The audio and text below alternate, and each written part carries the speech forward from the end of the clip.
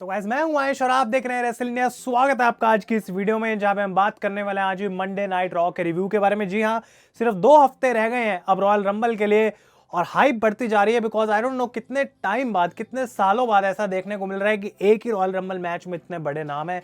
तो वो बहुत इंटरेस्टिंग है। आज सेथ रॉलिंस जिंदर महल के अगेंस्ट डिफेंड कर रहे थे अपनी WWE वर्ल्ड हैवीवेट चैंपियनशिप और बहुत सारे मैं ट्विटर पे चीजें पढ़ रहा था, अलग अलग चीजें देख रहा था कि Jinder should win, Jinder should get the title और मैं बस वेट कर रहा था। It's no hate against Jinder, I know कि वो अच्छा कर रहे हैं पिछले कुछ 2-3 हफ्तों से, लेकिन देयर इज नो चांस कि इस समय सेथ रॉलिंस अपना टाइटल हार जाएं। और जो चीज़ आज हमें रॉ पे देखने को मिली एग्जैक्टली वही मैंने एक्सपेक्ट करी थी। तो शो के बारे में बात करेंगे, आप वीडियो को एंड तक जरूर देखते रहें, लाइक बटन दबाना बिल्कुल भी ना भूलें। असली अखाड़ा जो है कल ब्लड लाइन का एपिसोड नंबर 2 आने वाला है वहां पे, तो link is in the description. Episode 1 the birth of tribal chief is born, अगर आपने अभी तक नहीं सुना है, it is still streaming, will keep streaming. असली अखाड़ा ऑन स्पॉटिफाई, चेकआउट करना ना भूलना।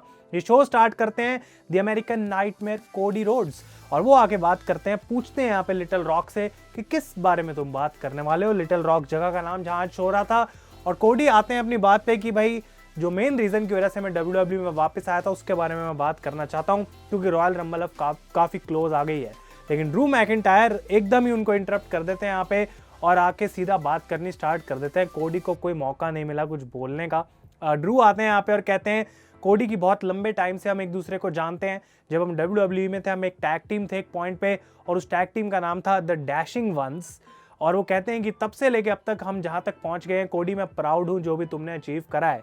ड्रू मैकिंटायर यहाँ पे कहते हैं, याद दिलाते हैं कोडी को कि मेरे WWE छोड़ने से पहले जो मेरा आखिरी सिंगल्स मैच था वो कोडी तुम्हारे अगेंस्ट था और उसके बाद मैं WWE में वापस आया, तुमने भी वही चीज़ करी कि हमें WWE से दूर जाके अपना नाम बनाना पड़ा और WWE में वापस आके मैं 2 बार जो है यहाँ पे चैंपियन बन चुका हूँ।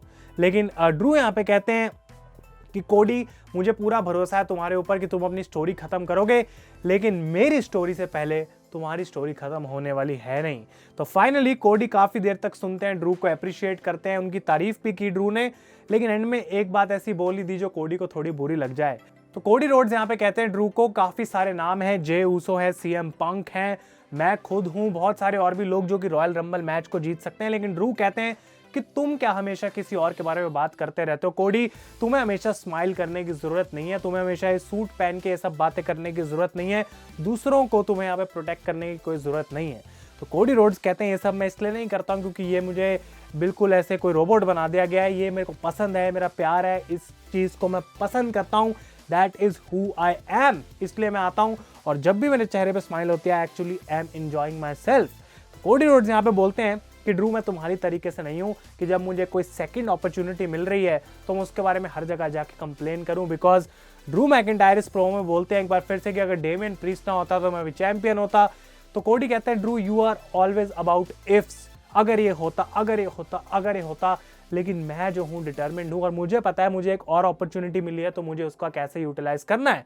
ड्रू मैकिंटायर कहते हैं कि देखो कोडी तुम कुछ भी बोल सकते हो कि इस समय बिजनेस को जो जरूरत है वो बेस्ट फॉर बिजनेस ही नहीं, पूरा बिजनेस ही मैं हूं, I am the business and I will finish my story at WrestleMania. तो ड्रू काफी पावरफुल यहाँ पे एक्ट कर रहे थे, बहुत मस्त एक्सचेंज यहाँ पे ड्रू का देखने को मिला कोडी के साथ।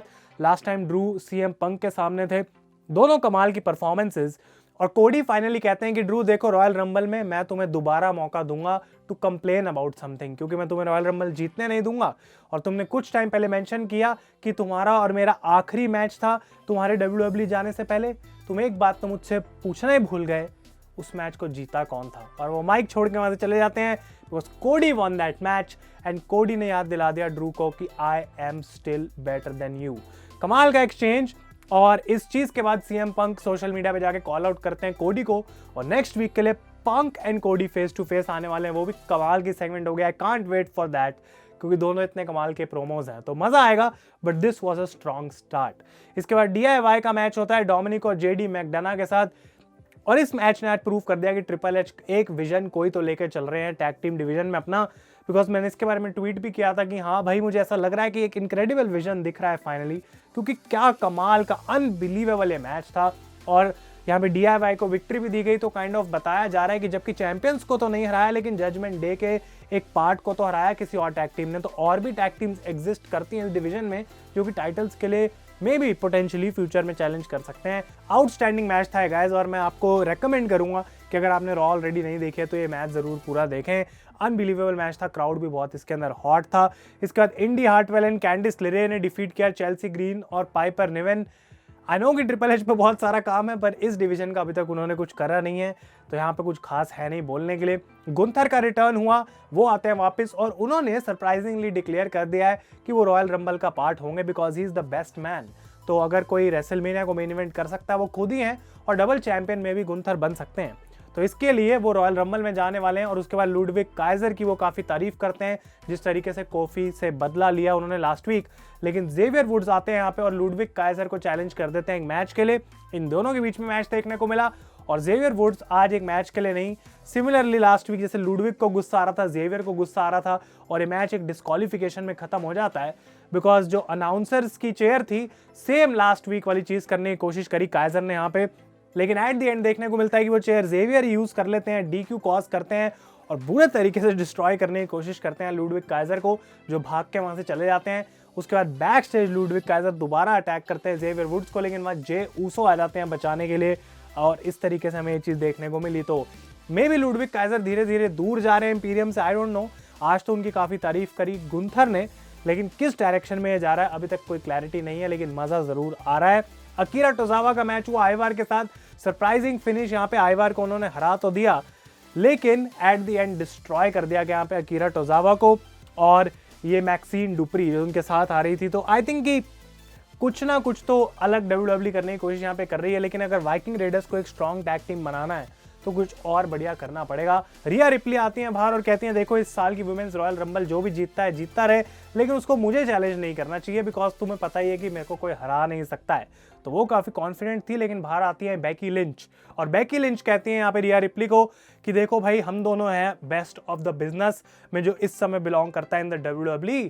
तो रिया रिप्ली को कहती हैं देखो एक चीज़ ऐसी है जो मैं बोलना चाहती हूँ पर मैं बोलना नहीं चाहती हूँ, और वो ये है कि maybe Rhea you are better than me, लेकिन इस बात को मैं अपने दिमाग को मनवा नहीं सकती हूँ। तो इसको प्रूव करने के लिए कि ये बात सच नहीं है, मुझे तुमसे वो टाइटल छीनना पड़ेगा, और वो टाइटल छीनने के लिए मुझे तुमसे रेसलमेनिया में एक शॉट चाहिए, और उस शॉट के लिए मुझे रॉयल रंबल को जीतना पड़ेगा। तो रिया रिप्ली कहती हैं ठीक है भाई बहुत बढ़िया बात है बेकी, सी यू एट रेसलमेनिया। तो कहीं ना कहीं सीड्स प्लांट कर दिए गए हैं, लेकिन आई डोंट थिंक कि बेकी लिंच रॉयल रंबल जीतेंगी। ये मैच तब भी किया जा सकता है, आई वुड सी कि बेली जीते, वो मैं ज़्यादा पसंद करूँगा। इसके बाद मिज ऑसम ट्रूथ यहाँ पे लड़ रहे थे against Finn Balor and Damien priest, और आज R-Truth जो है वो पार्किंग लॉट में जजमेंट डे की मर्चेंडाइज बेच रहे थे और सबको उनका शेयर दे रहे थे पैसों का। JD मैकडोना को कोई पैसे नहीं मिले बिकॉज जजमेंट डे का मेंबर नहीं है, उनका नाम भी टी शर्ट पे नहीं है, तो R-Truth ने उनको कोई पैसे नहीं दिए। और इस मैच के लिए डेमियन प्रीस्ट ने बोला था R-Truth को कि तुम टैग ही नहीं मत करना, मिस को अकेले लड़ते रहने देना। तो ये चीज़ चल तो रही थी, लेकिन R-Truth की जेब से पैसे गिर जाते हैं और बाद में पता लगता है कि उन्होंने किसी एक बंदे का, शायद फिन बैलर का जो शेयर है वो उनको दिया नहीं, वो पैसे उनके लेके घूम रहे हैं। तो इस बात से बैलर को गुस्सा आ जाता है, तो बैलर के साथ तो अब R-Truth लड़ रहे हैं पर डेमियन प्रीस्ट को कुछ नहीं कह रहे। But at the end Damien priest गुस्से में आके south of haven Chowk slam लगाते हैं ऑन R-Truth, और यहाँ पे बैलर पिन कर देते हैं इस मैच की एंडिंग के लिए। तो judgment day still reigning, and I don't know कौन सी वो टीम है जिनको डीथ्रोन करेगी, बट DIY आई थिंक अभी जो हैं करंटली टॉप कंटेंडर्स हैं। शिंस्के नाकामुरा ने इसके बाद डिक्लेयर कर दिया for the 2024 royal rumble match, तो वो भी उस मैच के अंदर होंगे। जैसा कि मैं कह रहा हूँ स्टार्स स्टैकअप होते चले जा रहे हैं और बहुत ही कमाल का men's royal rumble match shape up हो रहा है। इंटरेस्टिंग रहेगा देखने में क्या होता है। Shayna Baszler and Zoey Stark defeated Natalya and Tegan Nox, इससे ज़्यादा यहाँ पे कुछ बोलने के लिए है नहीं। और finally main event Seth Rollins versus Jinder Mahal. अब एक चीज़ मैं क्रेडिट जरूर दूंगा, इंडस शेर का रिटर्न आज देखने को मिला। एक स्पॉट था जहाँ पे जिंदर का पैर वीरमान को रोप पे रखना था, बॉटम रोप पे, पूरे तरीके से बॉच हो गया बिकॉज रेफरी को ऐसे एक्ट करना था कि जिंदर का पैर रोप पे है पर वो था ही नहीं कभी, वो एक बॉच था। लेकिन ओवरऑल आई थिंक कि एटलीस्ट इनको टीवी टाइम मिल रहा है, वो एक बहुत बढ़िया बात है, और आगे मिलता रहेगा। कोई स्टोरी कैरेक्टर डेवलप होगा तभी मज़ा आएगा कि अगर जिंदर कुछ जीतें, कुछ बड़ा करें, लेकिन उसके बिना अगर उनको टाइटल दे दिया जाए तो कोई लॉजिक उसमें था नहीं। रिंग साइड डेमियन प्रीस्ट बैठे थे जो कैश इन करने की कोशिश करने वाले थे, बट ड्रू मैकिंटायर आ जाते हैं वहाँ। Next week Damian versus Drew होगा और उनका अनफिनिश्ड बिजनेस पूरा होगा नेक्स्ट वीक रॉ पे, लेकिन अभी उनकी ब्रॉल हो जाती है जिसकी वजह से कैश इन नहीं हो पाया। जिंदर खल्लास लगाते हैं, बट एक क्लोज किकआउट यहाँ पे सेथ रॉलिंस करते हैं। उसके बाद इंडस शेर को इजेक्ट कर दिया जाता है रिंग साइड से, और फाइनली लगाते हैं सेथ रॉलिंस एक stomp 1 2 3 and he retains against Jinder in the main event and he's still the WWE World Heavyweight Champion. तो ये थी आज की Monday night raw. I think कि काफी लोग एक्सपेक्ट कर रहे थे, जैसा कि मैंने कहा कि शायद कुछ हो जाए, शायद जिंदर जीत जाए, ये वो XYZ, पर उसमें कोई लॉजिक नहीं था। हम बहुत बड़ी चीज़ों की तरफ अभी जा रहे हैं रेसलमेनिया के लिए, उनको खराब करने का एक सरप्राइज शॉक एलिमेंट के लिए कोई फायदा था नहीं। तो ये था गाइस आपका मंडे नाइट रॉ का रिव्यू। अगर ये वीडियो पसंद आई इसे लाइक करें, अपने ओपिनियंस चैनल पे बताना मुझे कभी भी ना भूलें। तब तक के लिए thank you so much for watching. मैं हूं आयुष और आप देख रहे हैं रेसल इंडिया।